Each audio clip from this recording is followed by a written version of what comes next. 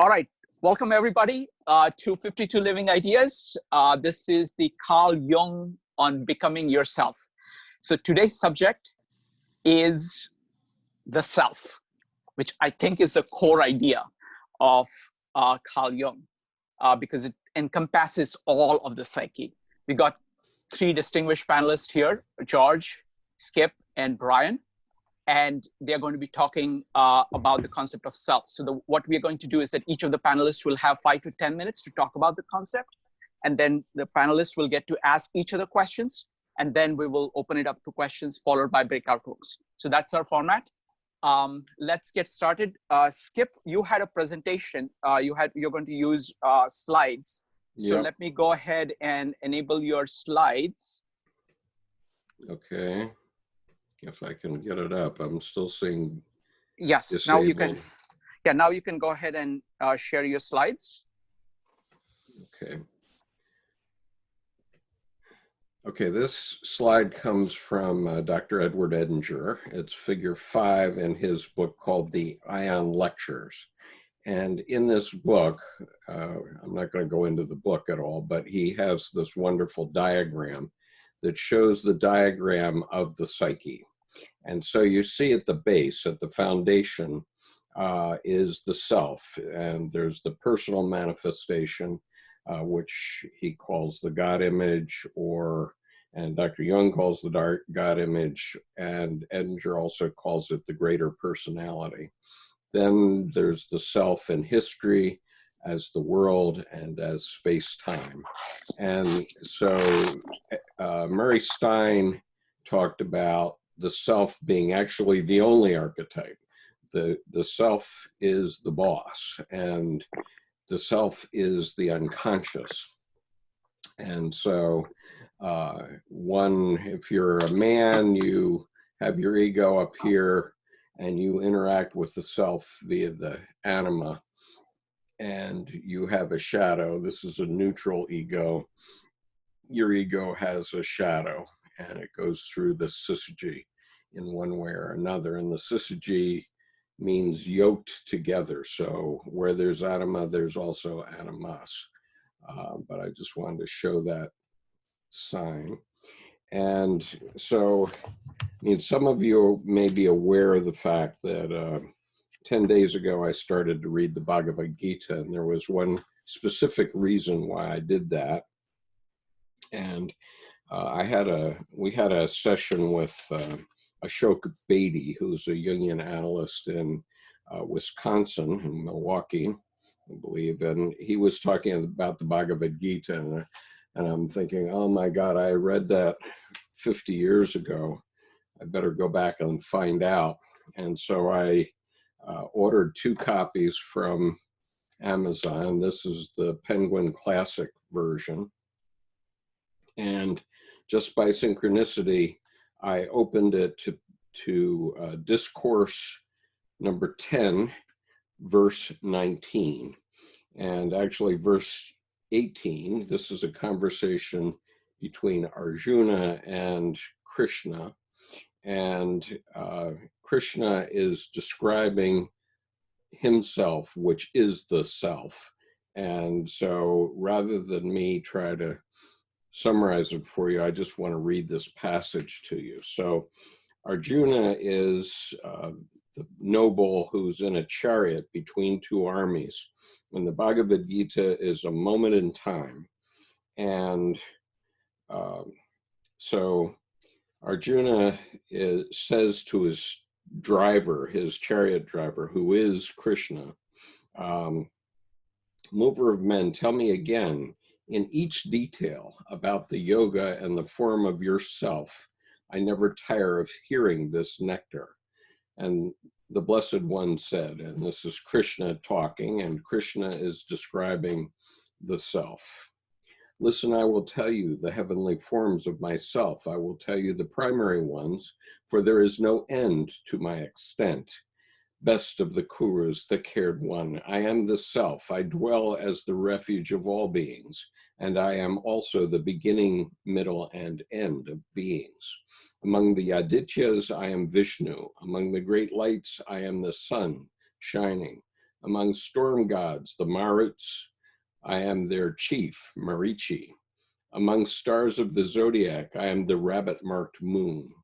Among the Vedas, I am the Samachant. Among the gods, I am Indra, called Vasava.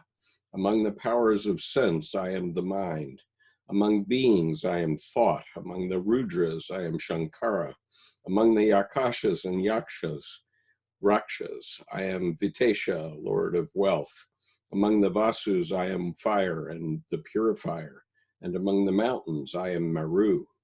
Son of Prita, recognize me as Brihaspati, the head of household priests, the ruler of sacrifice. Among the chief of armies, I am Skanda. Among the waters, I am the ocean. Among great sages, I am Brigu. Of things that are uttered, I am the syllable Om. Among sacrifices, I am the soft recitation. Among things that do not move, I am the Himalaya. Among all the trees, I am the Ashvata fig tree. Among the heavenly sages, I am Narada. Among the Gandharvas, I am Chief Kitratra. Among those who are fulfilled, I am the wise sage Kapila. Among horses, I am Indra's Yukayishravas. Recognize me to be born of nectar. Among great elephants, I am Indra's Airavata. And among men, I am their protector. Among weapons, I am the thunderbolt. Among cows, I am the wish-granting cow. I am Kandarpa, who makes progeny. Among serpents, I am their king, Vasuki. Among snakes, I am the endless one. Among sea creatures, I am Varuna. Among ancestors, I am Ariman, their chief. Among those who snuff out life, I am Yama, god of death. Among the Daitras, I am their prince, Prahlada. Among those who count, I am time itself. Among the animals, I am the lion, their lord. And among the birds, I am Vainateya. Among purifiers, I am the wind. Among those who bear weapons, I am Rama.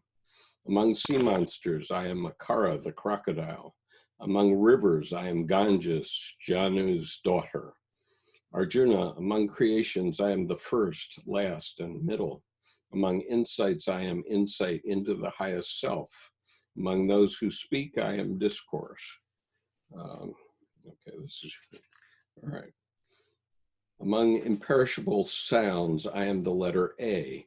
Among words joined together, I am the simple link. I alone am imperishable time. I am this arranger facing everywhere.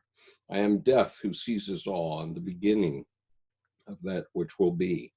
Among female deities, I am good name, wealth, and speech, memory, intelligence, constancy, endurance.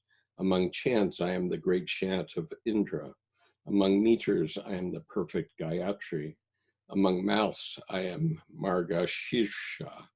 Among seasons, I am blossoming spring. Among those who cheat, I am risk. Among the brilliant, I am brilliance. I am victory, I am resolve. Among those who possess the truth, I am truth. Among the Vrishni people, I am Krishna Vasudeva. Among the Pandavas, I am Arjuna, winner of wealth. Among wise ones, I am the author of Visa. Among poets, I am the poet Ushanas. Among rulers with the scepter, I am authority. Among those who want victory, I am wise conduct. Among hidden things, I am silence. Among the wise, I am wisdom. Arjuna, among all beings, I am the seed. There is no creature moving or unmoving that would be without me. Scorcher of the enemy, there is no end to my divine forms. Here indeed, example by example, I have declared this the true expanse of my power. Understand that whatever powerful being there is, be it splendid or filled with vigor, it comes to be from only a small part of my brilliance. But what, Arjuna, is the purpose of this abundant wisdom to you? I stand holding up this entire world with only a small part of myself. So that's the self. And how do you connect with it? You learn to recognize it and It's the other end of a pair of opposite or sort of opposites. It's the greater personality versus the lesser personality, which is the ego. It is the boss. And what you need to do is have a relationship with the self in order to live a happy life. Okay. Thank you. Thank you, Skip. So next up is Brian. So Brian, what is Carl Jung's concept of self, and how do you use this concept to make the most of what we are? Awesome. Thank you. Thanks, Skip.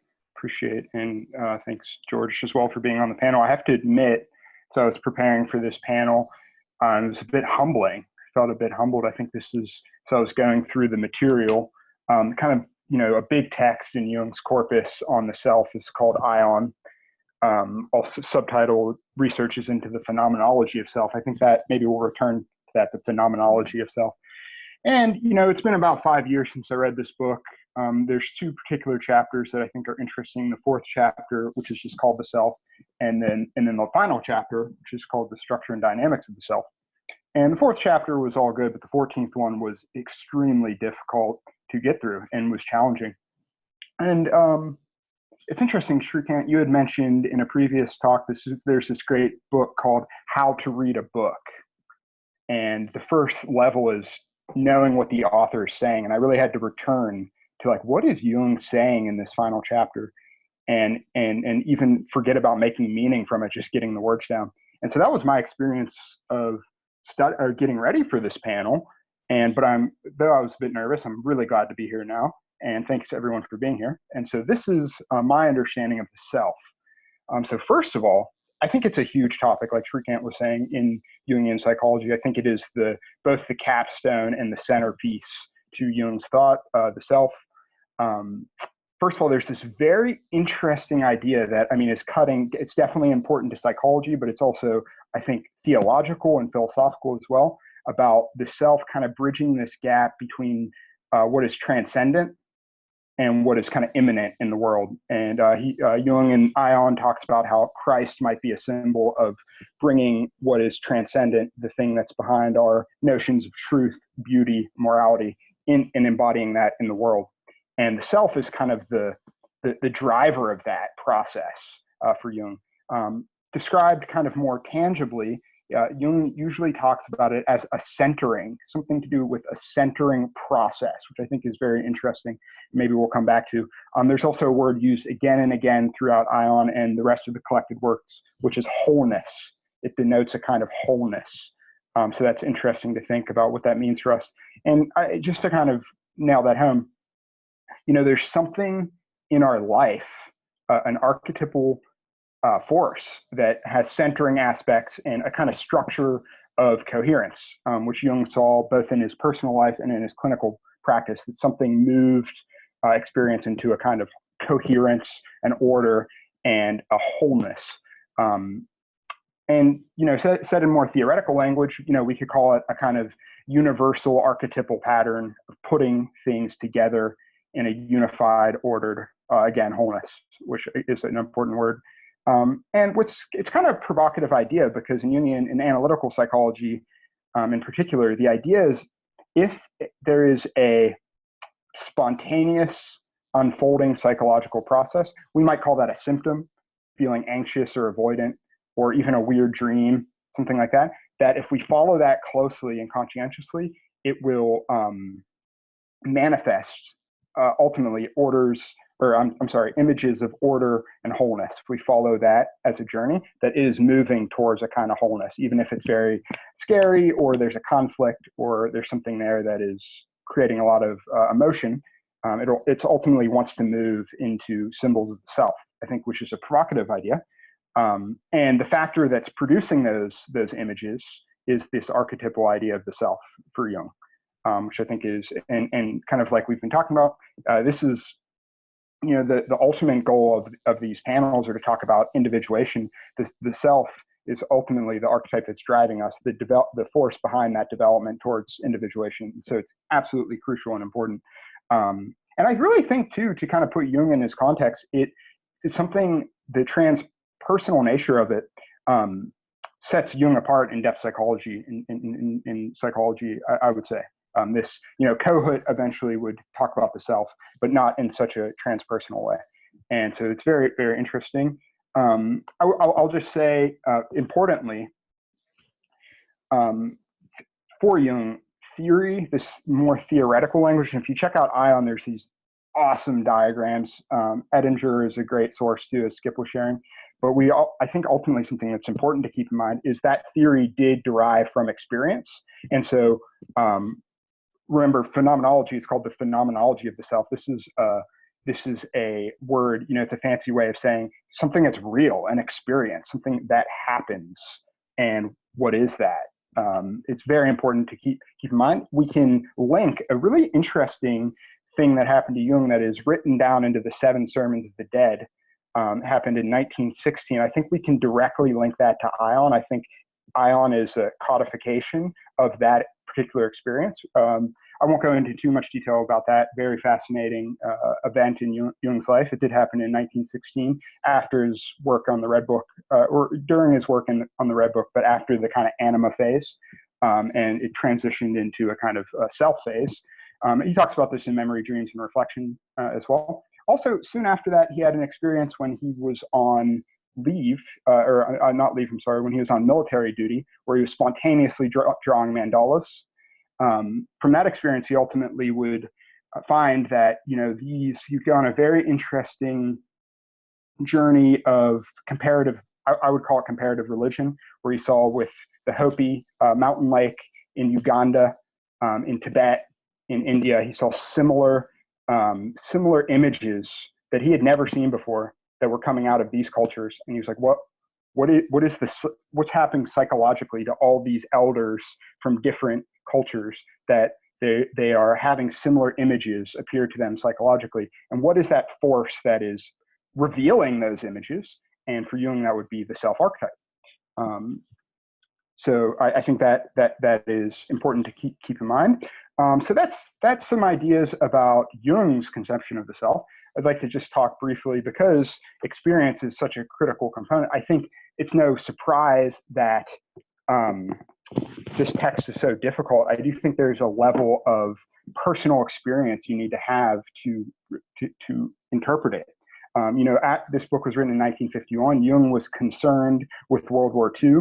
I think he was putting it all out on the table in this book, not really dumbing it down, so to speak, or popularizing it. And he was saying, this is my understanding. And so we really have to, I think, embrace the challenge and try to experience the self in our own life, and then continue to come back and read this text. And so I'll just talk a little bit about how I work with that. I think a big one for me is the withdrawal, and he talks about this in chapter 4 of Ion, the more introductory, the withdrawal of projection. And so things that make me reactive in life, whether it's political and intimate relationships, etc., really considering that there's something important in that other person that is a part of me, and embracing that and trying to become non-reactive. Projection, I'm a bit of an introvert, so the more extroverted things have tended to help me more with this process. But just trying to push myself into situations that are a bit more challenging, and then trying to withdraw the projections and not be reactive. That's been a part of like what I like to call a centering process, like finding center when I'm knocked off kilter again and again. That's one way I work with it. Some qualities that Jung talks about in Ion that I've really taken to heart are just attention. I think is very valuable, paying attention to what's going on in life. Patience. He talks about Leonard Cohen, one of my favorite artists, said, if I knew the place where good poems lived, I would go there again and again. I think if we knew where to go to experience the self, we would just go there. So there's a level of patience and embracing that some of these revelations are spontaneous in nature, and just using our own inner work and paying attention to things. I think that's been important for me. And when these opportunities arise, kind of being ready for them. But embracing that patience is important. Also, I'll just tell finally to kind of finish an experience of the self. that kind of, I think maybe will nail some of this home. I have a really close friend that I've been friends with since elementary school, almost 2 decades now. And I was with him just hanging out socially, and this overwhelming feeling rushed over me that I needed to say something and I didn't know what it was. And it actually led to what I would describe as a panic attack. It was like, if I don't say this, I'm going to die. It was very, very intense. And then it came to me when we were very young.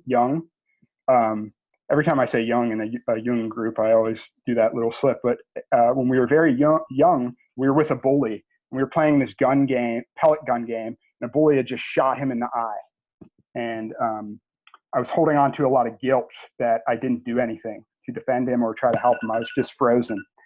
And I just had to confess that because there's a part of me that actually really was scared of this person. And also, he was very popular. I wanted to be popular. And there are all these things that I carried through my entire life, this guilt. And of course, when I confessed this to me, it was like, hey, no big deal, man. I mean, we were young. It's no problem. But when I analyzed that and in my personal analysis, I realized that all of these parts of me, the person who wanted to be popular, the inner victim, the inner bully, the friend, the coward, the person, like I said, who wanted popularity, they were all they could all be redeemed, and they were all part of the self. And after that, in a meditation, a day or two later, I had a really intense, what I would call an active imagination or a vision of Christ crucified on the Milky Way, bleeding, and the blood was fertilized roses all over the solar system, and that was an incredibly moving experience for me. And I think that was kind of what Jung is talking about. Christ as a symbol of the self is a redeeming of the parts of ourselves that we maybe don't like. And I'll end there. Thank you. Thank you, Brian. Next up is George. George, what do you think is Jung's concept of self, and how do you use it to become a better person? Okay. I first want to echo or underscore what Brian said regarding these 2 books. If you get a chance, please, this is the one Brian mentioned, and this is the one that Skip mentioned, I believe. And these are 2 good sources to bite your teeth into. Good luck with that. I like what you said, Skip, as you were reading, among the brilliant, I am the brilliance. And that resonates with me. To that point, I think the idea, I don't want to, I guess concept and idea are good enough. But this is a perennial idea, notion. And the Vedanta traditionally certainly addressed it, as Skip brought up. For me, it's the idea of the Brahman, Brahman, Man. I think alludes to that. So there is this transpersonal, this beyond the egoic, the trans-egoic element towards the self. I prefer the term objective psyche, but self is good enough. I think in layman's parlance, it becomes problematic, the idea of self, just like ego becomes problematic. But we could stay with self. Technically, the self is the central archetype, and as Brian mentioned, is the archetype of wholeness. I like what Skip said regarding Murray Stein's comments. I think this probably is the only archetype, and all the other archetypes are permutations of it. It's certainly the central authority. It's the central authority of the psyche. It's the primary authority of the bigger personality. And I think Skip's map that he showed everyone from Edinger's work illustrates that quite well, particularly how it's projected. Anyway, to that point, what I want to do is I've been rereading these essays, okay?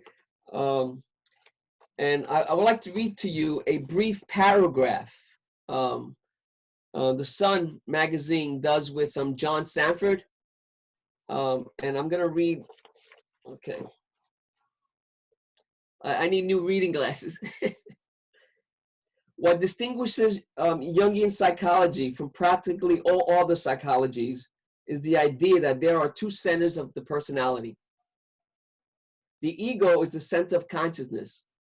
The self is the center of the total personality, which includes consciousness, the unconscious, and the ego. The self is both the whole and the center. The ego is a self-contained little circle off the center, but contained within the whole. So the ego might best be described as the lesser center of the personality. The self is the greatest center. I think it's a simple paragraph, but it articulates quite effectively what is the self. When I was maybe 25 years ago, I was at the Jung Center. I was taught, an analogy was given to me with regard to the solar system. So you can imagine the Earth as the ego, and the sun as an illustration of the of self, and maybe the moon as shadow material. And if you're egocentric, not hygienically egoic, but egocentric, you think you're causing the tides. You think you're contributing to to photosynthesis. But not. I mean, ultimately, the ego needs to relate to the shadow, needs to relate to the self with regards to integrity. So I think that capsized my description of what is self. The question you state, Shrinkat, is how do you use the concept? I would agree with Brian. I don't know how to use the concept. I mean, I can, and I could play in that mud, but I think ultimately I experience the self. I don't really use it as a concept, and I'll give you an example for today. I mean, usually, particularly the last 70 days, my wife gets up around 10:30. I get up between 7 and 8 o'clock in the morning, and I usually go make my coffee, the old espresso machine. I have my first cup of coffee. This is my third. I have my first cup of coffee in the morning. And I try to do whatever, check my emails, maybe read my mail, and then start cooking breakfast for my wife. This morning, I felt a little nervous, a little neurotic. And I was drinking my coffee, and I didn't want to cook for my wife. I didn't want to cook for myself. All I wanted to do was read these, get back to this book. I read it years ago. But I felt nervous about it. I really felt anxious about it. And maybe an hour later, my wife gets up early and she goes, "Did you cook breakfast?" And I said, "No, I got scared," And she said, and she goes, "That's good, because I want to go shopping, and I'm in the mood of some of an egg sandwich, so I'm making an egg sandwich."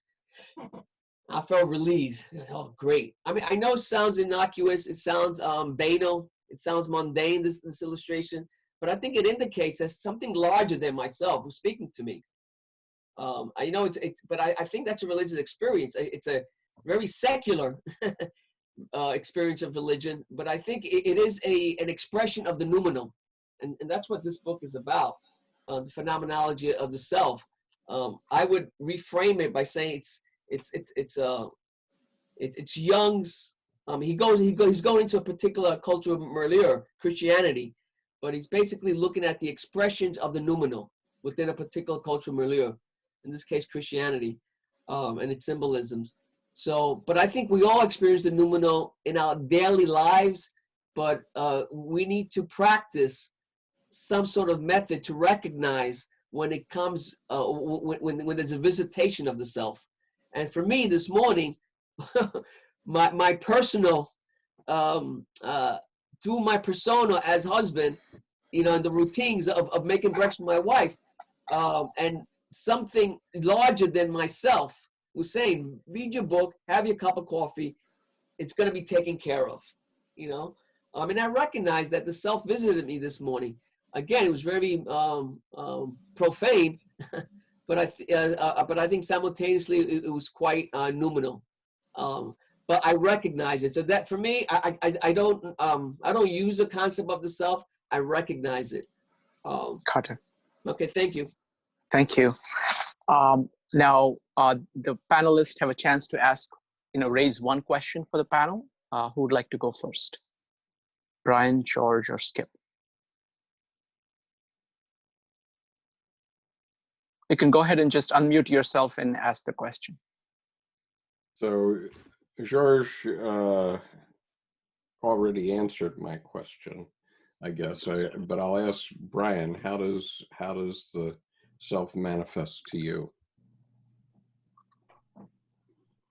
It's a great question. So I would say for me, like the how I read my life, how I tend to go through my life and the individuation process, again, is I've always had very intense dreams, and I have a practice of active imagination. Those tend to look at that as practice, almost like I'm in the gym or something, because those are my strengths. I really find the self manifesting in what Jung would call synchronicity, or extremely meaningful coincidence. I just, I'm reading a book, and then someone on the bus will say something like, "Hey, I just strike up a conversation," and it'll be about that book. Things like that have happened. And then I tend to just try to take that extremely seriously and really talk about, even if I never meet that person again. If someone says, "Hey, I'm also from Pittsburgh," if I'm in a Jung group, really saying, "Hey, that's maybe important. Maybe I should get coffee with them." And even like George was saying in the I guess the cliche is, you never know when you're entertaining angels. You never know when you're entertaining the self. So something that can seem very banal or innocuous, if it's just like, that's more than a coincidence. I wouldn't expect that with random chance. I'm going to follow up on that and pay attention to it. So I would say the place where synchronicity meets intention, that's attention. That's where the self is for me.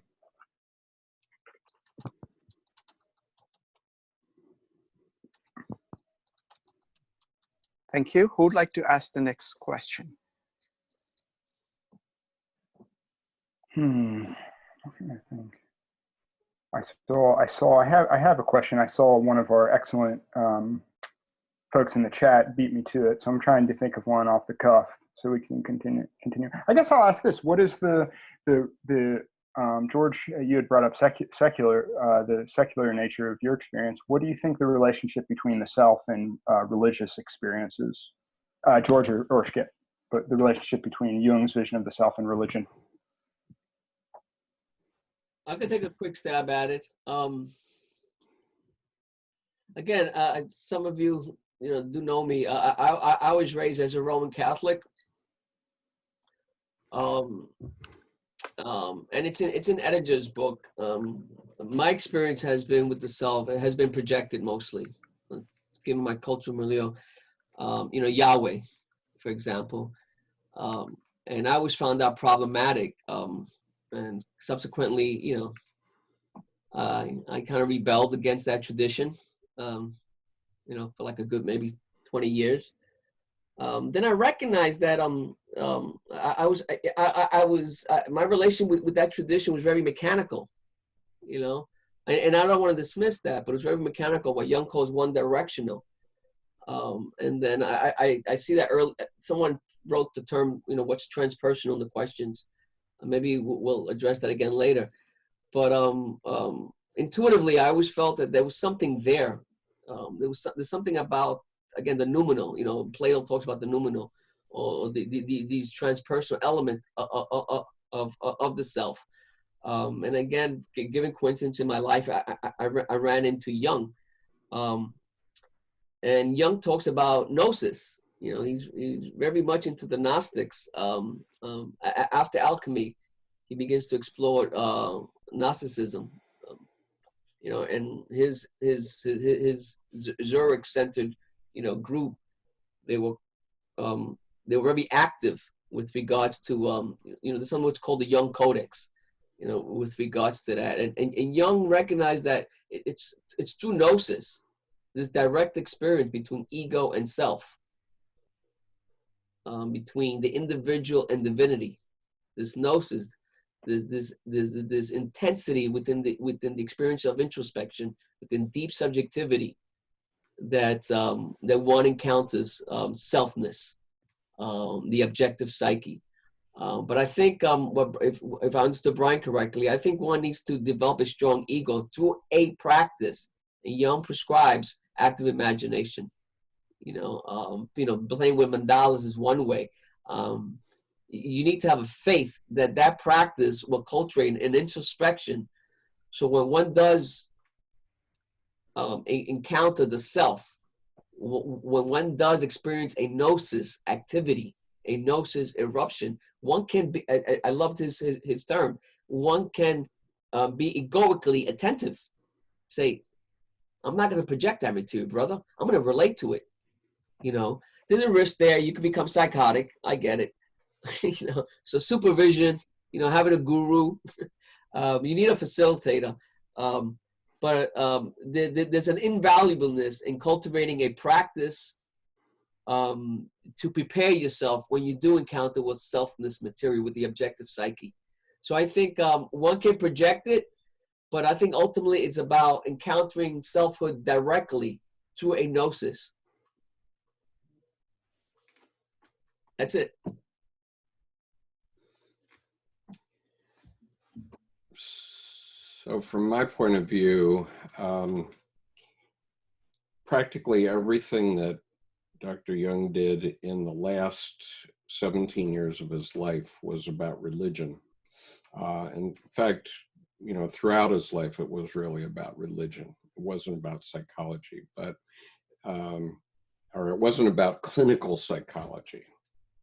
He once said, "Thank God I'm young, so I don't have to be a Jungian." And so in about, 2004 or 5, I ran across the video of Dr. Jung being interviewed, and he was asked, "Do you believe in God?" And his response, "I have no need to believe, I know." I had an epiphany at that moment. I said, "Oh, I know too. Now what do I know?" And it took me 10 years to figure it out, to work it out. And I think I've grokked it. I'm not sure I can describe it in 5 minutes, but I'll do my best. So psychology, Jung made the very clear point that psychology, anything that's in psychology, actual human psychology, you don't know until you've actually experienced it yourself. It's the one science that cannot be handled statistically. You have to experience. So it's like, the simple form in Adlerian psychology would be you tell your child the stove is hot. Well, they're not going to understand what hot is until they touch the stove. Once they touch the stove, then they know what hot is. And so in the case of religion and its connection to Jungian psychology, I can talk to you until I'm blue in the face, and any theologian can talk to you until he's blue in the face, regardless of religion, and you won't get it until you've actually had the experience. And I now have these experiences almost daily. But the brilliant example is what happened around this group in the last 10 days, because as I explained, the Bhagavad Gita came into my hand. I hadn't thought about it for 50 years. I'd taken Asian religions or something. And even though I'd been to India 44 times since 1994, I never read the Indian scriptures. And so suddenly I turn to this page and I say, oh my God, the Bhagavad Gita describes the self.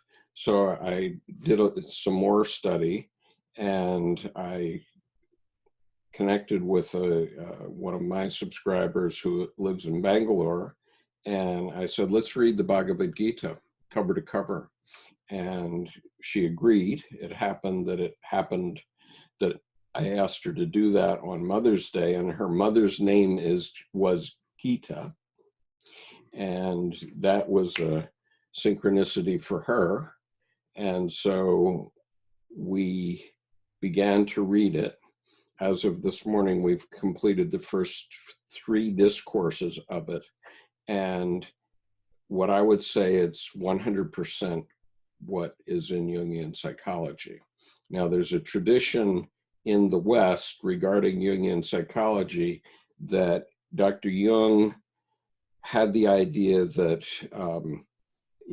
Eastern and Western religions were so different that he should stay in his lane and do mainly Christianity. But after I started this process 10 days ago, I suddenly had the insight that Dr. Jung realized at some point, I'm not sure when, because he does mention the Bhagavad Gita in the Red Book. So sometime in the 19-teens, he was well versed in the Bhagavad Gita. And he didn't go to India until 1937. But I have the idea that he was just checking his insights and instincts when he was in India. And he had reconfirmation, and he already knew that the Bhagavad Gita really had within it, in the story of this discussion, this teaching between Krishna and Arjuna, the essence of Jungian psychology. And it had developed in India spontaneously for the last 5,000 years. And for at least 3,000 years, it was an oral tradition. And then between 200 BC and 200 AD, it began to be written down. And so what I can tell you is what I've read so far, and I haven't read it all, I acknowledge, but what I turn to in Discourse 10 and the first 3 discourses that I've read so far tracks Jungian psychology precisely. Okay, there's nothing, I find no discrepancy so far. And I think that is an amazing synchronicity. And then last Thursday night, I met Les Morgan. And so what has Les Morgan written? Well, first of all, he's participated in this, which is the Bhagavad Gita by R.K. Sharma with Carol Pitts and Les Morgan. Then he wrote this, the study guide to the Bhagavad Gita. And so he's written several other books that are related. And so if that's not a synchronicity and the hand of God coming right down on me and saying, pay attention to this, it hit me right in the face, then we don't know what God is. But what I haven't talked about is how I recognize what the self wants me to do, but that's clear. Okay, that's real clear. Okay, when I open the book and I recognize the self, the description of the self, the next day I talked to a woman in Bangalore who died when she was 9, and she found her committed suicide. And her mother was Gita, and this was on Mother's Day. And then for me to 4 days later meet Les Morgan here a week ago, and for me now to look at these books, and that is the hand of God. Okay, no matter what you may think of it. Thank you. So, George, would you like to ask a question? I guess it's been some way everyone respond to it. It has to do with the religious impulse. I mean, every time I'm chewing on and digesting these ideas, particularly as we circumambulate the objective psyche, I think a lot has to do with regarding the religious experience. So my question is, how is the religious impulse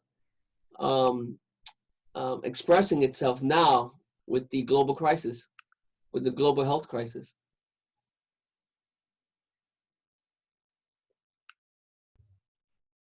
is it? Absolutely. Mother Earth is giving her message.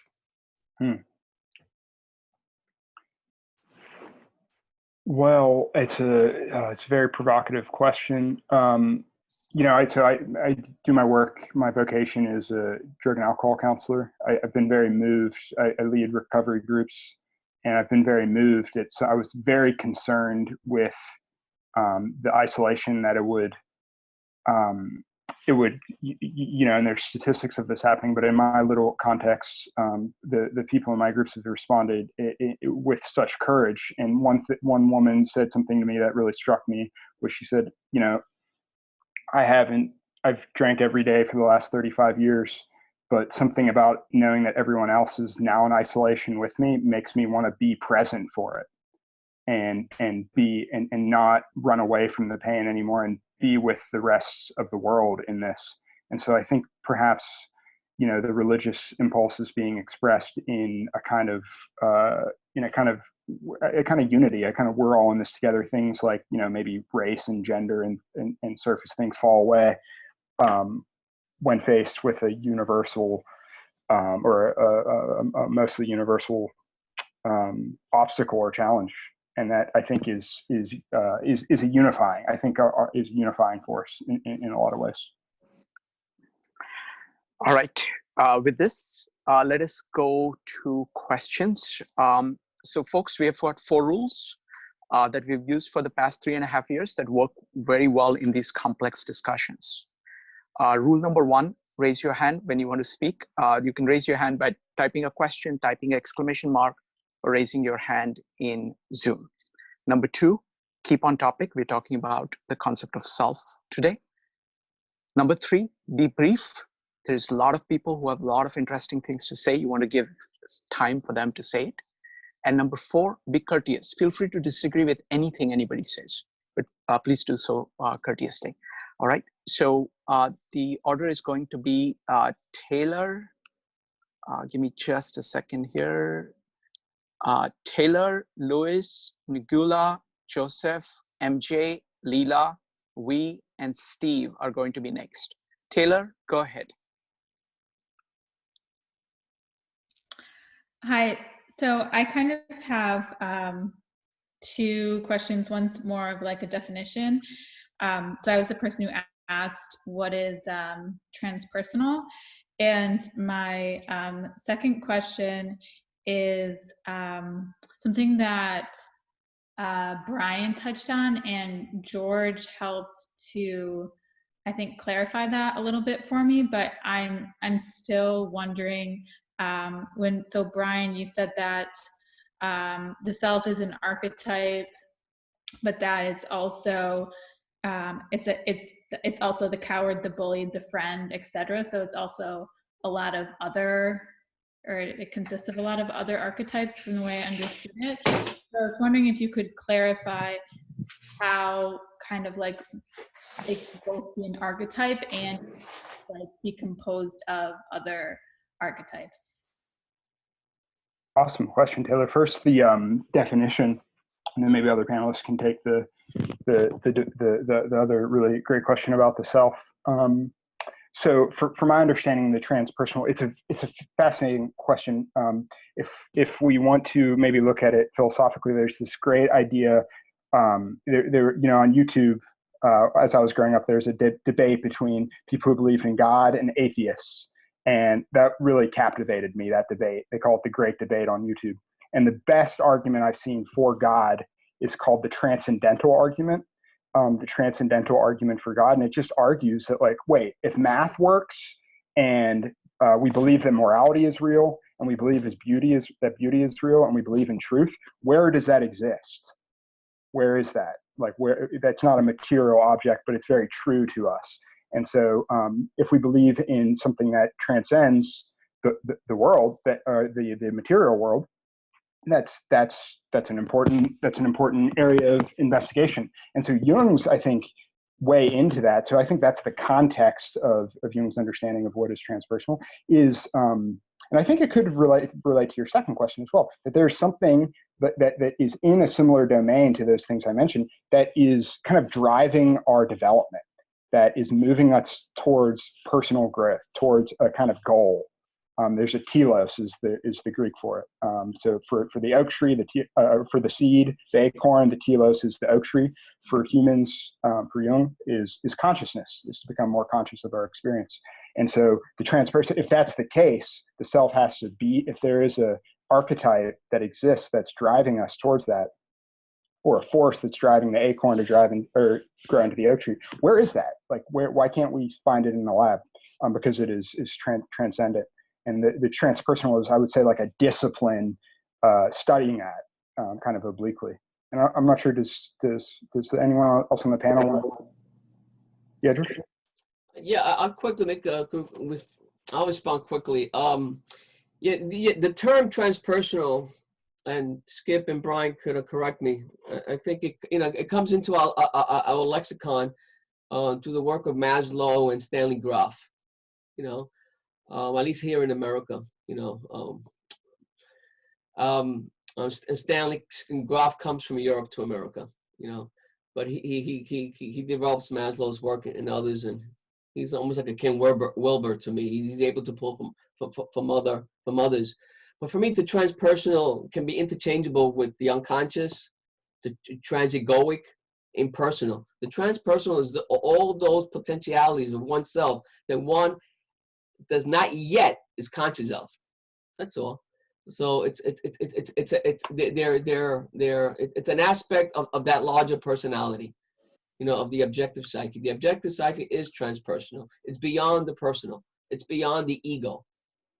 Okay. Yet there are psychic elements to you, and when you take ownership of that, well, there are a lot of contingencies involved regarding that.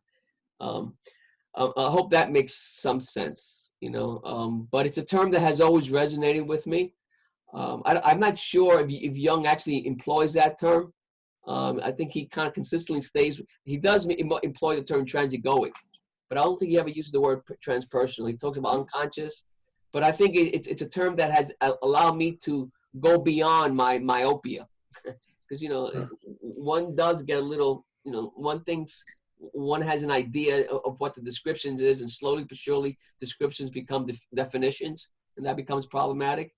And I think when you play with different terms, particularly if they come from outside one's lexicon, I think it liberates you to what Jung calls circumambulate the idea, to go around it and to see from other perspectives. So the transpersonal is any element that's yet not part of you, but can become. And it can be called quite spiritual, and I say that in an innocuous way, but it can be quite threatening. Transpersonal can be a risky business as well, if the ego is not there and there's no cultural scaffolding going on. That's your first part of your question. I don't remember your second part. I think there was a second part, right? Yeah. The second part was, how can the self be an archetype, but then also be comprised of other archetypes? Like Brian's example was that the self is also the coward, the bully, the friend, etc. When you were kind of describing your younger experience. Mm-hmm.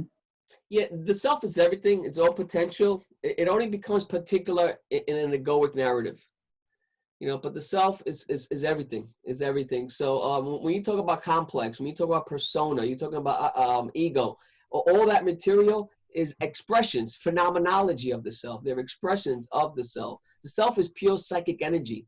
It's ineffable. It's inexplicable. It's incommensurable. The best you could do is get poetic about it. But it can be, it is experiential, Yeah. I have a little different perspective. First of all, I think George pointed out about psychic energy. And I think that I think of this transpersonal idea is when you cross a boundary between the unconscious and the conscious mind, the ego mind.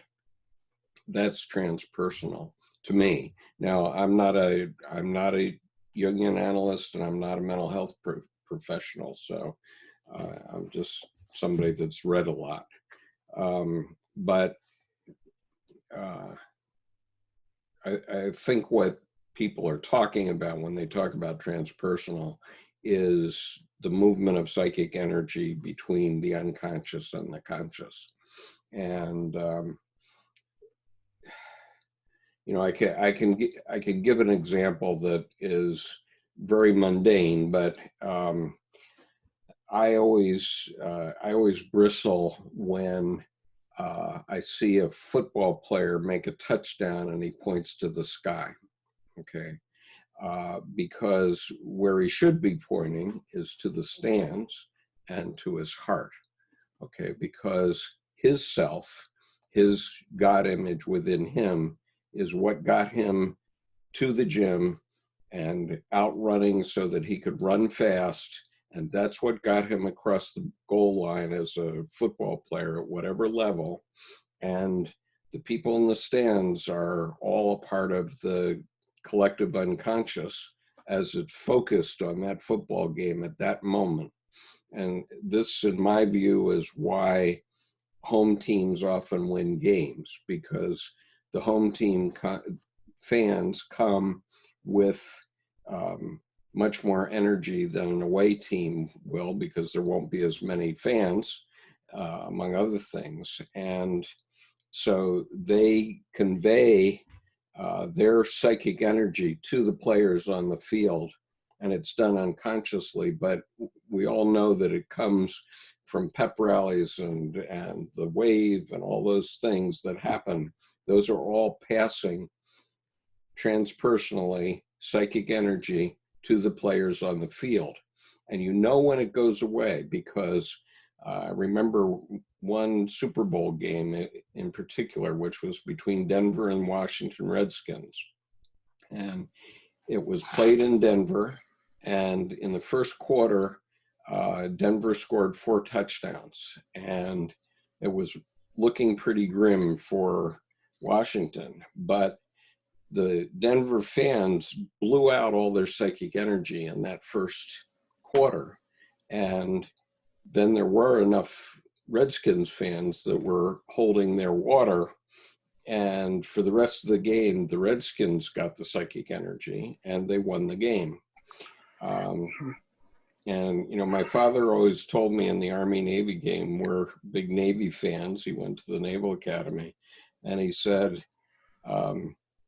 you know, if Navy gets ahead in the first half, if Navy's ahead in the first half, that means Army has us just where they want us. Okay.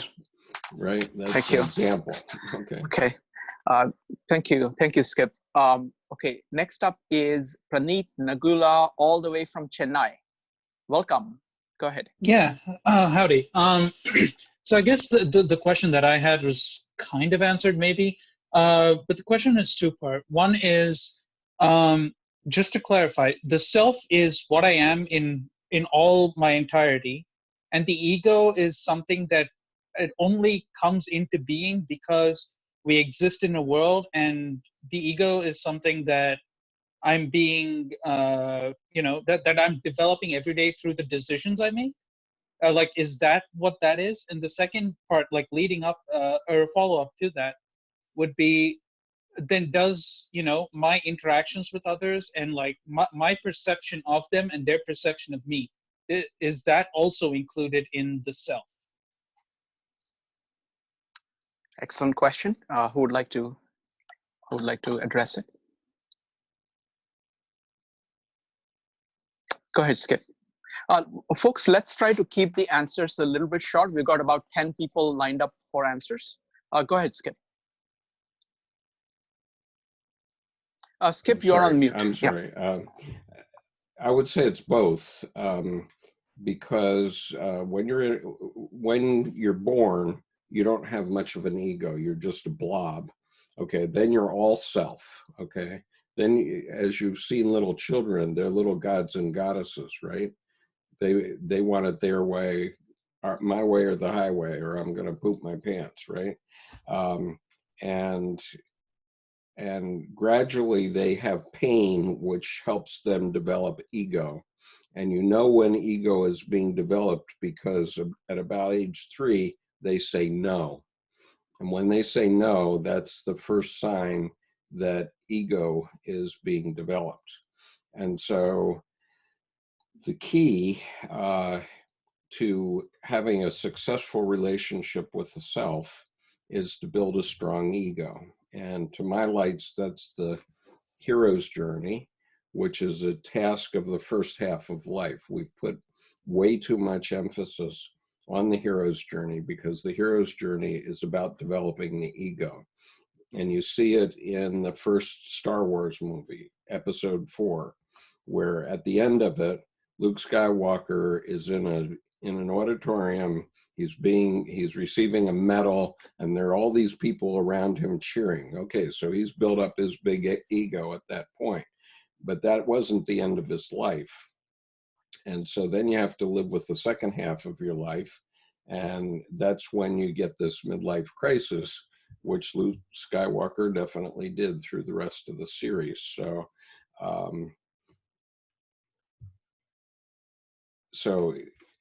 So in your interactions with others, you are building up ego.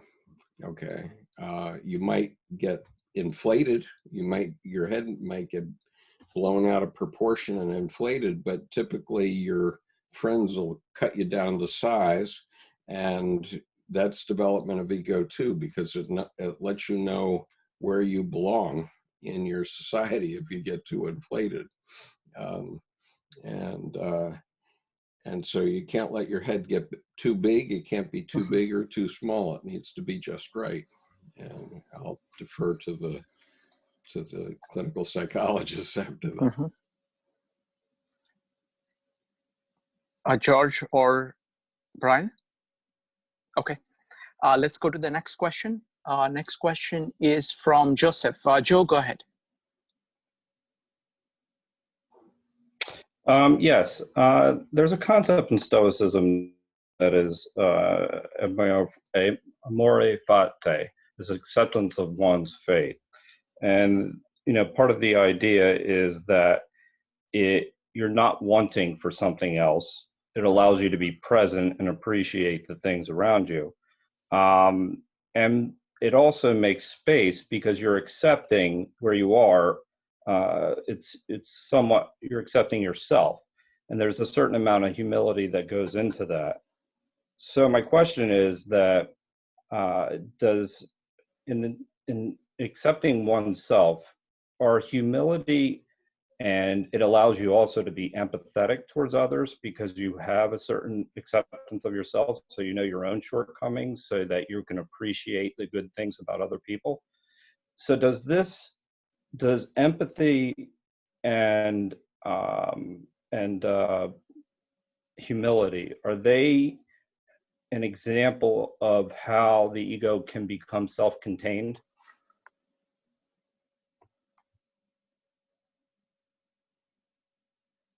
Or signs that an ego is self-contained? Yeah, this is a really, really fascinating question, Joseph. Thank you. Empathy and humility. I think it maps on, first of all, thank you for educating me about the Stoic roots of amor fati. My understanding of that term comes out of Nietzsche. I'm just finishing up the Portable Nietzsche right now. And he is and Jung is in profound dialogue with Nietzsche. And, I think Nietzsche's addition to amor fati is like the eternal recurrence. So living each moment as if you're going to live it again and again and again. And so to really be present to it and enjoy it because you're going to live it. So anyways, I digress. Empathy and humility. In Ion, Jung talks about two traps you can fall into when working with the self. And I think empathy and humility are really good safeguards against them. The two traps are this. On one hand, it's almost possession of the ego, the boundaries of the ego breaking down and being kind of in a dream world, an archetypal numinous dream world where it's hard to function, which may have happened to Nietzsche, frankly. But secondly, and so I think some humility is really good in that case. But secondly, to safeguard against that. But the other trap, and this is what we have to be careful of, is especially in groups like this, is an over conceptualizing or psychologizing, as Jung calls it, of the self. And I think both empathy and humility potentially could be interesting, like, virtues to have in relationship to this. He also adds attention, like I had mentioned in my talk. So yeah, I think they are important when, in the practice of working Jungian psychology. I'll have to think a little bit more about linking that with Amor Fati. That's very interesting. Thank you, Joseph. Okay, we have to remember that Dr. Jung said, "Bring me a normal man and I will fix him for you." And what he meant by that is a normalized man.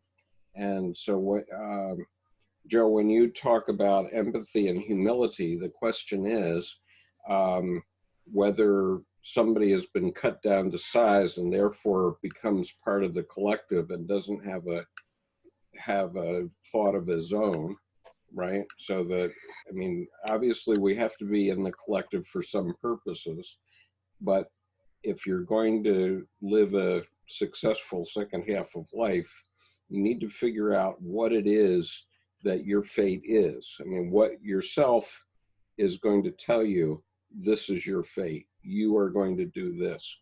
And you have to be able to listen to that. And if you have too big of an ego, you're not going to be able to hear it. And if you've been too normalized, you're just going to go off in depression, in my opinion. And so empathy is all well and good, and humility is all well and good. But, that's sort of the opposite end of the spectrum from Christianity. Christianity was all about the ego, and Buddhism and Hinduism are all about, geez, let's end this chain of lifetimes that we're in. And we want to go to nirvana where nothing will happen.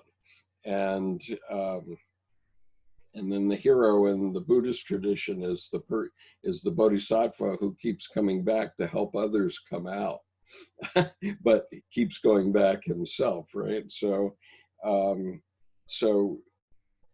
amore fati is, from my perspective, and I think from Jung's perspective, is the individuation process where you recognize that you have to understand where you're going, and you're not going to know the big picture, okay? Until the end, you're not going to know the big picture, but you have to know what yourself is telling you at any given moment.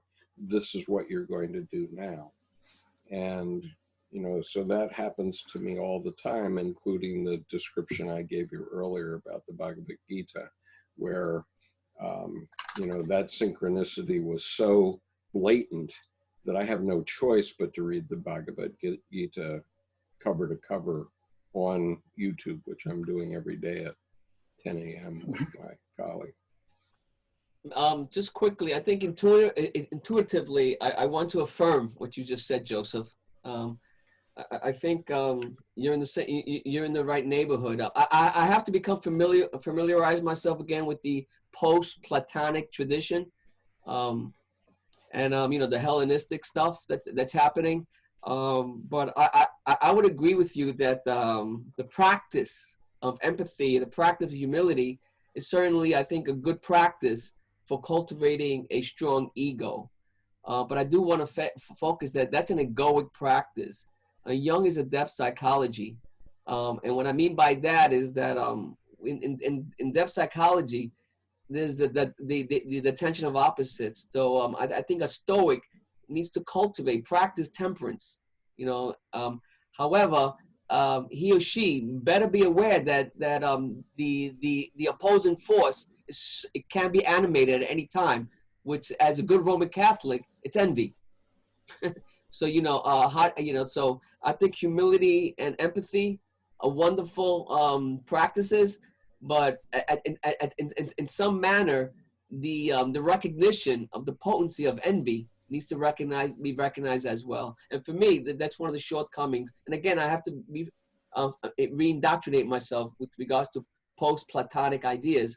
I think that's a myopia that I think Stoics have. They do not entertain envy.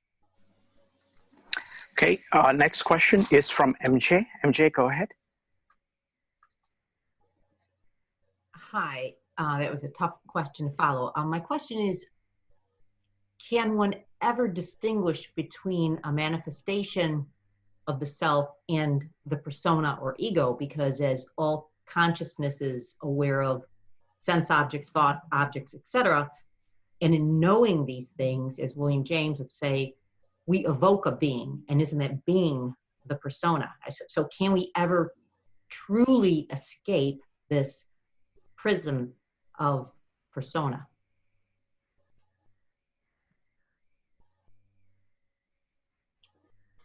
I think persona is relatively superficial from my perspective. You know, you may spend years building it up, but the self is much more insistent and bombastic, as Dr. Jung said. When the self speaks, you know it, and it talks to you in many ways, through dreams, through visions, through hairs on the back of your neck, whatever it is. But it's the self, when it speaks, is very clear. I think this is MJ, thank you for that fascinating question. Just to echo something Skip said, I think one of the myths that's interesting to look at for the development of self is the Grail legends, the Arthurian legends. And one of my favorites is Arthur tells the knights to go on Pentecost. They have a feast, and then he tells the knights to go to the part of the forest that looks darkest to them. And I think that is where this, I think you're right, that because it's a question about religious revelation. As we receive it and we speak it, it becomes in some sense material, and it constellates opposites. And so it's a challenging process. However, this idea of looking at the things that are difficult for you. So for Jung, he built the tower in Bollingen, and he was an intuitive. So the sensing world was difficult for him. So that he said for Jung, these amazing collected works we have were not his self objects. It was building that tower. And ironically, his son, one of his sons was an architect, and is on record saying he didn't do that great of a job in a lot of places. Like, it was kind of falling apart. And so I find that very interesting. I think that protects or that helps with the persona aspect, because if we're working at things we're not that good at, it takes a level of, hey, you know, Jung was most comfortable in his active imagination and writing it down, the intuitive and the thinking, but stepping into the sensate and the emotional, he maybe never be great at it, but it developed his character. And I think that's what we have to do. Okay. Awesome question. Thank you. Sorry, Shirkan.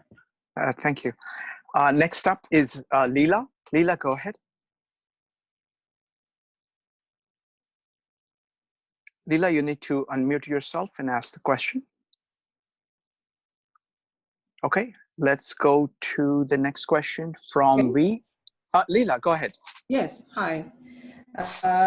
So thank you for the presentation. And I like the idea of central authority of the psyche. I think it's George who said that. And my question is, I'm a psychotherapist, and I see a lot of clients losing their sense of self due to past trauma, childhood trauma, abuse, sexual abuse, verbal abuse. And oftentimes I recommend them to do meditation, yoga, breathing techniques in order for them to reconnect with their self. So my question is that what are your thoughts about that? Can we regain the sense of self practicing mindfulness techniques, given that definition that if we lose our sense of self, we lose everything?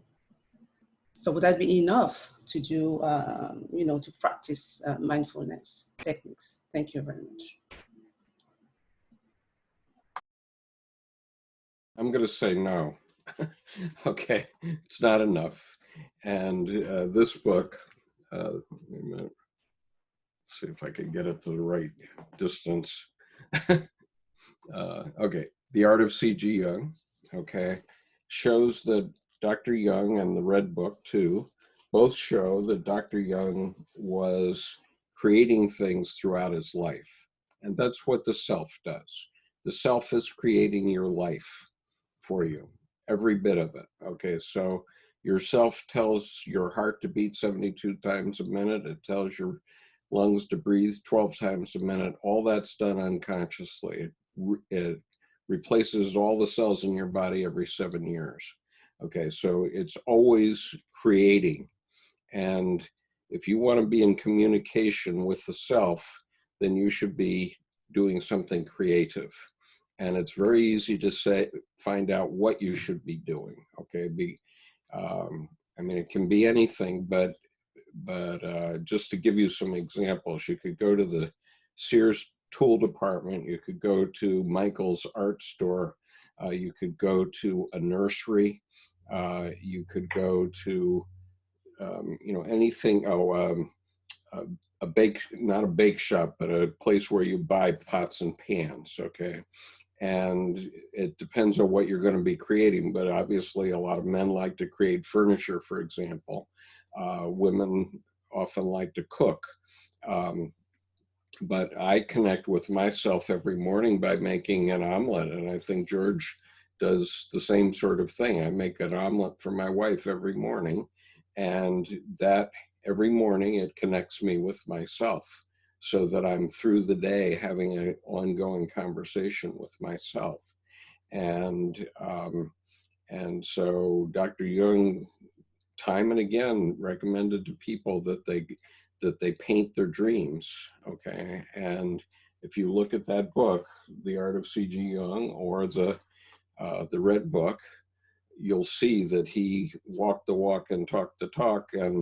And Bollingen, which is behind me, was a building that he built with his bare hands, and he specifically wanted it to be in contact with his self, not overlaid by what he called epistemological criticism, the scientific method. So he wanted it to put him back into the frame of mind of a 16th century man. So he never plumbed it. He never put electricity in it. He said that the only thing that a man of the 16th century would find out of place would be the matches. And so the point is that the self is doing things all the time, and it's communicating to you in images typically. Okay, so in our great ape ancestors, you know, it would give our ancestors an image of a snake, and that would be a warning that there was a serpent on the tree and they better move. Okay, and that's how it evolved. The self started to communicate with our ancestors long before there was language, long before there was literature, and it always communicates through imagery. And I include words in imagery, okay, but you know, and so words can be symbols as well as signs, but you have to establish that link of communication between the self, which is creating you, and the ego, which is operating you. Maybe that's a way to talk about it. Yeah, I want to quickly say yes and no. I forgot your name. Regarding your situation, but mostly no, because I agree with Skip. With regards to Jung's particular depth psychology, what distinguishes from the rest of the depth psychology is the transpersonal ingredient. And the exercises you did describe with regarding to trauma, that's really mostly alluding to shadow material, personal unconscious material. So, because you really technically you don't regain the self. You have a relationship with the self. What you regain is repressed material. You know, and I hope you're scaffolding some ego. You're doing some ego work as well. So it's a yes and no response. Again, I don't know your psychotherapy. This is depth psychology, particularly analytical psychology. Those exercises you described are effective with regards to shadow material.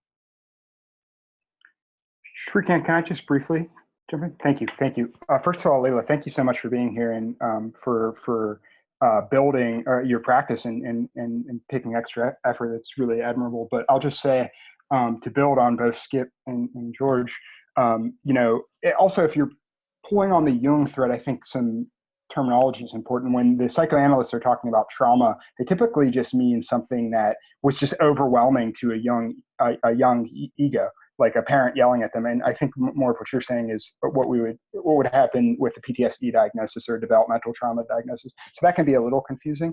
I think these, interestingly enough, in Jung's Red Book, as Skip was talking about with creating, and this can be, I know you know this as someone working with trauma, the building of the trust is so important. This can be really jarring, but the provocative thing from depth psychology, as Jung is saying, is these moments are creative for us. They are something we are creating. Our life is being created from them. And we need to have a lot of trust to build that. But I would just say, even Jung broke up with Freud and was thrown into a crisis. And he would say that sometimes it got so overwhelming that I had to do breathing exercises and build my ego up. So there is absolutely no shame or anything like that in someone who faced a horrific event from needing to back off and not be able to do some art therapy until they strengthen up a little bit. I mean, so depth psychology can absolutely be transformative, but I mean, Jung himself had to sometimes strengthen himself and before courageously plunging back in. And I think that is something to keep in mind as well, especially with the work you're doing. So thank you for that. And thanks for indulging me, Shrikant. Thanks, Brian. Yeah. Next question is from Wesley. He asks, will asking searching questions cause the self to reveal itself?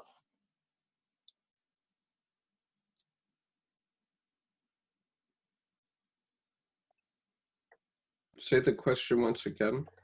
The question is, will asking searching questions cause the self to reveal itself? Yes. I agree, yes. Asking a question right before you go to sleep is a good way to get an answer overnight. Also, yeah. I'll just say, interestingly enough, there's a meditation practice called self-inquiry, which is a great, it has guiding questions, it has the self, and I think it's right up the questioner's alley. So maybe we can check that out. Excellent. That was a very sharp and very clear question and very clear and sharp answer. That was wonderful. Next one is Karina. Karina, go ahead. Karina, you need to unmute yourself.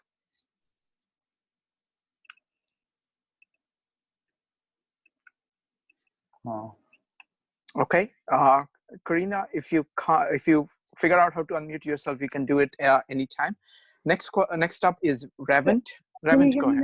Can you hear me? Yes, Okay. Karina, go ahead. Sorry, I'm so sorry. Okay, should I choose? I had two questions. Should I probably choose one, right? You can go ahead and ask both. Okay, thank you so much. Okay, so I'm curious what other theoretical paradigms feel complementary to the Jungian practice of any of the panelists, and if any of them are familiar with IFS, internal family systems in particular. And then secondly, Skip was talking about fate, and as far as my understanding, which is basically, this conversation, that seems to conflict with what someone else was saying about the need to be open to spontaneous transpersonal communication. And if you could correct my conceptualization of that, and if it's related to life purpose. Okay, that's it. Thank you. Sorry. Okay. Thanks, Karina. Awesome questions. So I practice IFS. I think it's a really complementary to Jungian depth psychology. They have some, I think, archetypal. I think they're first of all, the big thing is it comes out of like a family systems therapy, and but applied to the inner world. So it's very psychodynamic in that way. And I love the archetypes of like the manager and the firefighters and the wounded parts as well. And of course they have the self. So I think it's very complementary, and I like to use it. And I'll just say something with the theoretical paradigms that some people find interesting is I feel that there is a great opportunity to bring together behavioral psychology and depth psychology, which are strange bedfellows and have been rivals. But when behavioral psychology is liberated from a reductive materialistic worldview, it becomes very interesting for depth psychology, in my humble opinion. And I love it. I work in addiction, so we use behavioral psychology a lot. But I think it can be breaking the patterns we have, the habitual unconscious patterns, and bringing them to consciousness can be a really, really powerful practice for someone interested in depth psychology. And then Skip, did you want to chat on the? Yeah, I just want to read 10 lines from Answer to Job. I have Answer to Job here, and I'm looking at paragraph 746. Not right at the beginning of the paragraph, but this relates to fate, and fate is not fixed. We shouldn't, I don't want to suggest that your fate is planned by some puppeteer up in the sky who's going to decide what's right or wrong. What fate is about is, or what individuation about is becoming all you can be. Okay, an oak tree becomes that oak tree, and it knows how to do it from the time it's an acorn.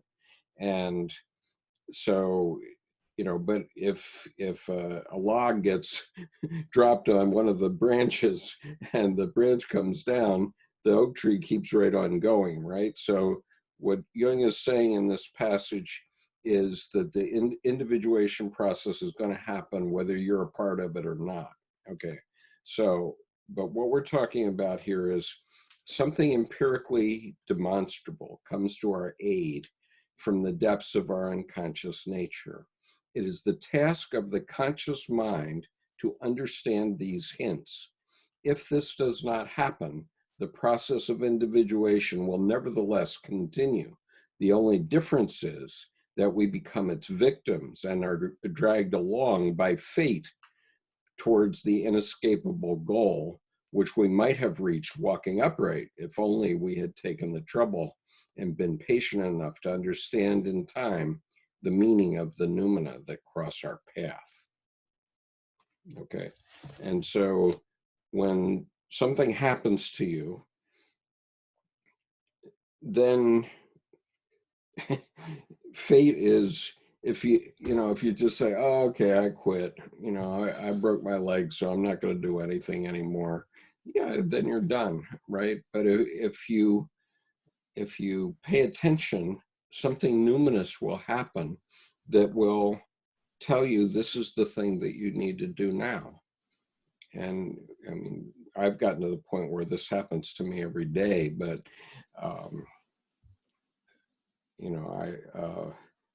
I thought I was going to be a general in the Marine Corps, and when I was a lieutenant colonel, I broke my leg, and that was my last day in the Marine Corps, right? And so I had to change my path, and so I had to pay attention to what I was being called to do at that point. But your unconscious will tell you. My ego wanted me to be a general, but my self couldn't care less about that. Thank you, Skip. The last question is from Revent. Revent, go ahead. So I just wanted to ask whether the connection you saw between Jungian psychoanalysis and the Bhagavad Gita was more at an abstract, structural, philosophical level, or did you see certain specific archetypes at play in the Gita, such as maybe the hero or the mother or something like that? Well, I think all the archetypes are in there. I have the impression that they are. I haven't read it all. I've only read the first 3 discourses and the section of discourse 10. But I think that it is, it's both it's direct truth. Okay. In other words, we have a lot of nihilist kids running around. They raise their hand in Jordan Peterson's lectures and say, well, I'm a nihilist, I don't know what to do. Well, this Bhagavad Gita gives you direct advice. This is what you should do, and this is the way the world works. And you know, the first the part that I just finished reading is karma yoga, and karma works. I know that it works, and this is how it works. And so every time somebody screws me in life, what I know is I don't have to go after revenge, because they will reap their karma typically very soon, to the fourth generation if it's bad. And so I never have to go after revenge. I just say, okay, now it's their problem. I can go on to the next thing. I need to read the Gita again, but as I recall, you know, Arjuna has a correspondence with Krishna. So it's ego corresponding with the self. I mean, this is the metaphor that works with me. And he's frozen. I mean, you know. Yeah, he doesn't know what to do. He's caught between two armies, and the way I'm thinking about it is those two armies are immature complexes and mature complexes. So, okay. Reverend, he's between the two. I mean, it is a moral choice. It's a deep subjective choice. And he follows his duty, whatever that means. And we could get into details regarding that. And that's why I have to revisit the Gita. But if one has some sort of utilitarian correspondence with the self, one acts. You know, it's always a bad choice, but one acts. If you don't have some sort of utilitarian correspondence with the self, you will have a psychotic breakdown. You won't act. You'll freeze. Well, there's if you're lucky, it's extreme neurosis, and you'll exercise some sort of what do you call it when you don't act? You procrastinate. You procrastinate. But you have a psychotic breakdown. But I think the message here for me is that if I understood your question, Vivant, you know, what's the practicality of this kind of stuff? You know, reading perennial scripture and reading analytical psychology was the recognition that when the small personality has a correspondence with a higher personality, the small personality will act. Well, but acting can include a renunciation. Okay, in other words, a monk or a nun can be acting. I agree with you, but it can be renouncing the normalized world. Okay, and so that's acting too. So in the Bhagavad Gita, they're pointing out that renunciation is also a valid way of acting. Okay. If you're considering a divorce with your spouse and you don't have a correspondence with the self, you're gonna blame it. You're gonna look for scapegoats. You're gonna freeze. You're gonna stay in the divorce. But if you have a correspondence, both of you, because you know, with the self, then you're gonna you're gonna transcend. You're gonna go beyond the divorce. You know, I agree with that entirely. As an example, because it needs to be practical. So if you have a correspondence with the self, you'll stop the blame, you take responsibility, and both of you will transcend the challenges. You know, the temporal challenges. But if both of you have that correspondence, likely you don't have a problem that needs a divorce counselor. Okay. Last two questions. First one is from Jean. Second one is from Stefan, and then we're going to go through breakout rooms. Jean, go ahead. Yes, hi. Yeah. This is more along the lines of the origins of the idea of self, moving from philosophy to psychology and evolutionary biology. So conventional thought is that only humans, Homo sapiens, are capable of self-awareness, but new research suggests that as long as animals have this predictive knowledge about what their behavior and what the action will come about in the future, that is in and of itself self-awareness. But then that goes to show that that's still a relatively primitive sense of self, as opposed to the human idea of self in the ways in which we are able and capable of behaving because of this idea of our self-awareness. So I think my question more is about the evolutionary advantage of self, and why is it that humans are very much capable of it at a more complex level than any other animals that have been very successful so far in terms of their survival and capacity for being for living in this world. Thank you. Awesome. A fascinating question, Jen. I appreciate it. I think it's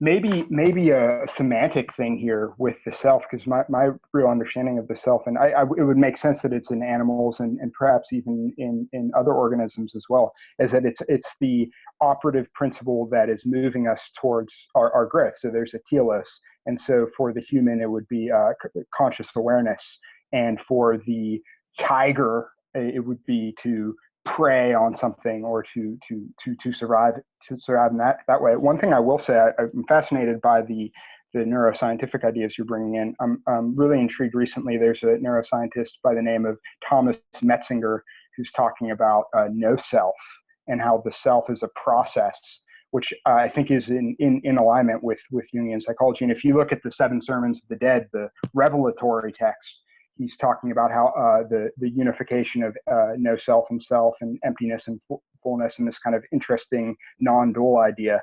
But to specific, and then you had, I think, mentioned something about like the evolutionary adaptation. Now that's a fascinating question. Something that strikes me is some folks who work in a discipline. I live in Pittsburgh, and there's a Center for Machine Learning at Carnegie Mellon University. And someone had reached out to me from there about a paper I wrote on archetypes. And folks work in this thing in that field called evolutionary algorithms to try to model natural processes mathematically and help like algorithms grow. I'm obviously not an expert on that, but they had this phenomenon which they call the shark phenomenon, which is that an algorithm gets reasonably good at something, but then it starts cannibalizing all of the other algorithms for its own purposes. And they describe that as a shark because the shark has gotten, in its environment, it's gotten so good. It's agile, it's got big teeth, doesn't need to see very good, it doesn't need to be too smart, because it's really good in that environment. And the humans kind of escape from that, and they developed a kind of different strategy that is really unique because it kind of acts on itself to change itself. But I think that self-awareness is, I think George put in the comments, is more of an ego process for Jung, that self-reflexive consciousness. And the self is actually something more, dare I say, spiritual, that is driving us towards a certain evolution. And so I think we got to get our terms correctly there. But I think the dialogue between Jungian depth psychology in particular, and really interesting things going on in evolutionary and neuroscience today, I think that discussion should happen. But we got to just get our terms correct. Thank you. Fascinating question. Okay, let's go to the last question. This is from Stefan. He requests me to ask it. It's a long question, so I'm going to paraphrase it. We actually did 2 different meetups on subpersonalities. There was John Beebe talking about different archetypes that operate within you. So different kind of subpersonalities operating within you. And then there was one on Jordan Peterson and his view of looking at different motivations as subpersonalities. So Stephen asked, is this notion of subpersonality, if there are subpersonalities within you, can there be self? Are these 2 contradictory notions? The notion of self, which is one whole thing, versus subpersonalities. And if there is no contradiction, what is the resolution?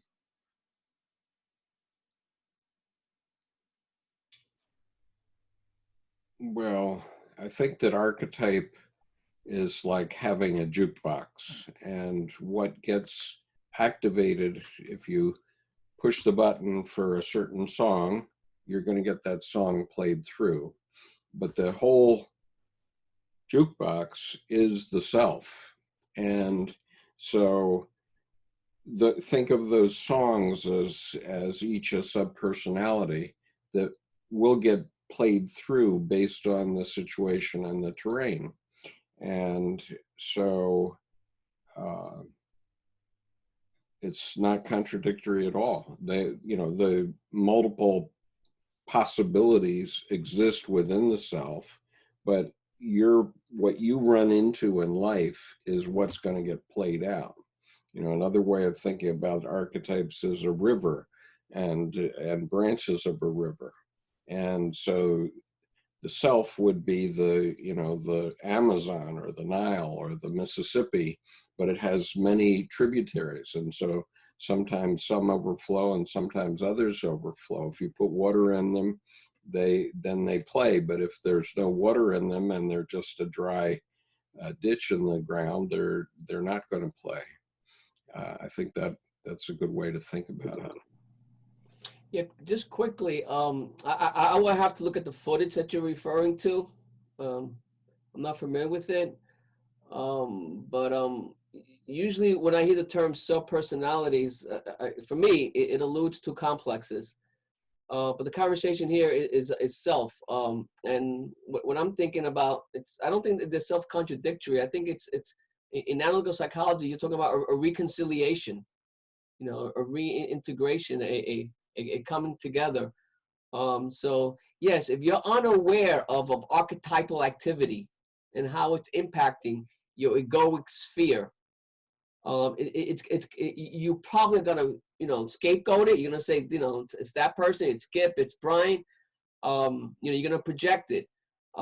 Once you own it, then now it's become an integral. So it can be argued that it appears to be a fragmentation, a sub-personality. And I think for me that there's a tendency to get pathological with that. I think if you're existentially experiencing some sort of sub-personality, it's an opportunity for you to own it. It's an opportunity for you to own it. Okay, so if you go to one job and your boss is miserable, and then you quit or get fired, you go to the next job and your boss is miserable, and you get fired or you quit, you go to the next job. There's a good chance that those bosses are projections, and you need to own that sub-personality within yourself.